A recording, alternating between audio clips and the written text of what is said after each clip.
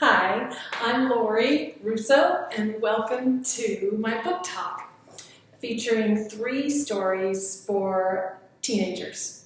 And I have my 2 wonderful teenagers here. We were expecting more, but we do have 2, Adina and Rita. And the first book of the 3 that I'm going to discuss is the first title of a new series of books. And the genre is fantasy.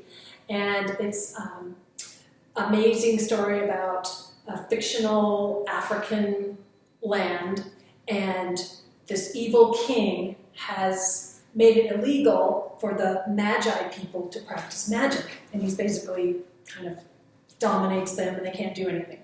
So this girl, Zelly, she's the main character, she decides that she's going to try to find this weapon that could possibly save them all and save her people and bring magic back. And so she goes on this amazing epic journey, and it's danger, and there are daring adventures and kind of hidden magic and romance, and it's kind of got everything. And I hear a lot of people say, and I agree, that the ending is just will blow you away. So make sure Children of Blood and Bone, written by Tommy Adeyemi, make sure you check this out at the library before it's released as a film.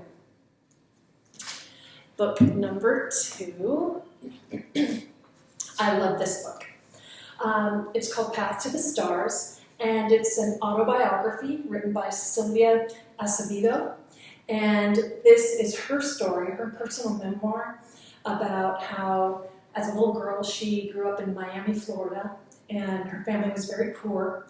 And she, in her community, there was an outbreak of meningitis, and so they suffered a traumatic loss in their family. And she was really poor and very down following what happens. And someone mentions to her that she should join the local brownie troop of the Girl Scouts, which she does. And through the Girl Scouts, it gives her just a whole new look about, idea about life, and she falls in love with math and science through the Girl Scouts. And so they teach her to believe in herself and to look beyond the stereotypes of her culture, which are namely that in her community, if you were a young and Hispanic female, you would get married and have kids. And that was kind of what was expected of you. So the Girl Scouts taught her how to dream. She found what she loved, math and science, and it taught her to think beyond these stereotypes. And so she worked really hard, and she was one of the first Latina women to graduate in engineering from Stanford University. And she kept working hard and became a rocket scientist at NASA. So she decided she'd write her personal memoirs to inspire young girls, and now she is the head of the Girl Scouts USA. So I love this book. Check it out so that you can become a scientist. Oh, do you mind hitting that little thing there? Because I think of it. No, it's still working. Oh, is it still working? Okay, just checking. Technical issue.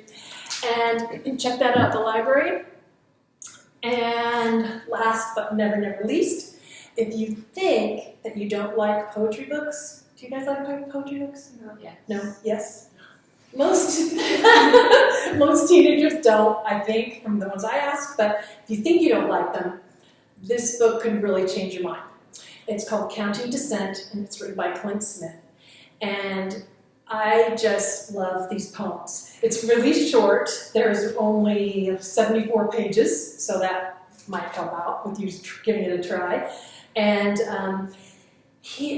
Clint Smith loves poetry, and he talks a little bit about how originally it was always spoken, it was never written historically, and then when we started writing things down poetically, it's evolved now into our current rap, and in a lot of our music and the lyrics, it's poetry.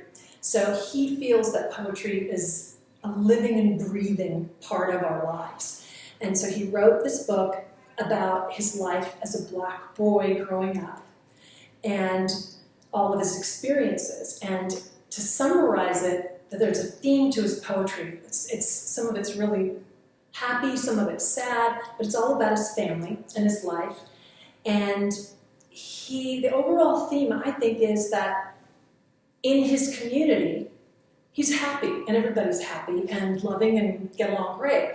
But then when he considers what the world outside thinks looking in at his community, or from the outside looking in, a lot of other people are afraid of it. They don't get it. So there's this huge cultural divide, which is ridiculous. And so he wrote this book to try to bridge that divide, and you will just love it. And he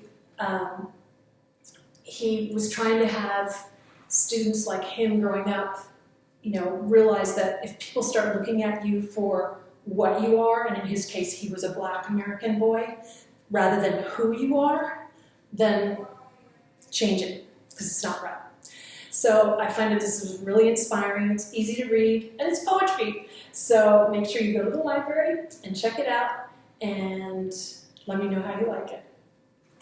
That's great, will do. So these 3 books, the common thing really is that they all involve, whether they're fantasy or autobiography, nonfiction, or poetry, despite the different genres, they all talk about